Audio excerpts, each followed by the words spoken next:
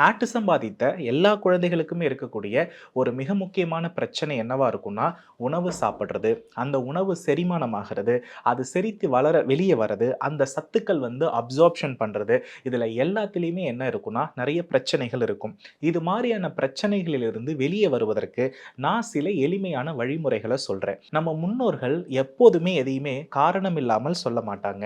அப்போ பிராண சக்தி அதிகமா கிடைக்கக்கூடிய இடம் அப்படின்னு எடுத்துக்கிட்டோம்னா, அரச மரம். அரசன் அப்படின்னா சூரியன். அதேபோல அரச மரம் என்பது பார்த்தீங்கன்னா, அந்த பிராண சக்திய பிரம்ம முகூர்த்த காலகட்டத்தில ரொம்ப அதிகமாகவே வெளியிடுதுன்னு சொல்றாங்க. பிரம்மன் அப்படின்னா குரு.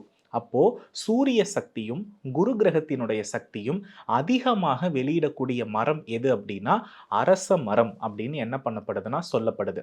சரி, இதற்கு சான்று தான் என்ன அப்படின்னு நீங்க கேட்டீங்கன்னா, இருக்கிற நட்சத்திரத்தில 8வது நட்சத்திரம் எது அப்படின்னா, பூச நட்சத்திரம். இது யாருடைய நட்சத்திரம்? சனி பகவானுடைய நட்சத்திரம். இந்த நட்சத்திரத்தினுடைய விருட்சம் என்னன்னு நீங்க கவனிச்சு பார்த்தா, அரச மரம் அப்படின்றத நீங்க இன்னைக்கு Googleல டைப் பண்ணாலும் சரி, அல்லது எத்தனை பாடல்கள் எடுத்து பார்த்தாலும் சரி தெரியும். அப்போ 8வது நட்சத்திரம் என்பது நம்மளுடைய போன ஜென்மத்தினுடைய கர்ம வினைகள், இறந்த காலத்தை பற்றி குறிப்பிடுவது.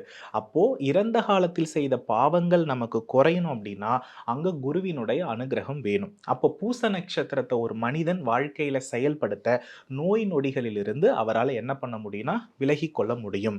அப்போ முன்ஜென்ம நோய்களிலிருந்து விலகணும் அப்படின்னா, மருத்துவ ஜோதிடத்துல, சித்த மருத்துவத்துல பூச நட்சத்திரத்துல ஒருவர் மருந்துண்ண எல்லா நோய்களிலிருந்தும் விடை பெறுவார் அப்படின்னு சொல்லப்பட்டிருக்கிறது.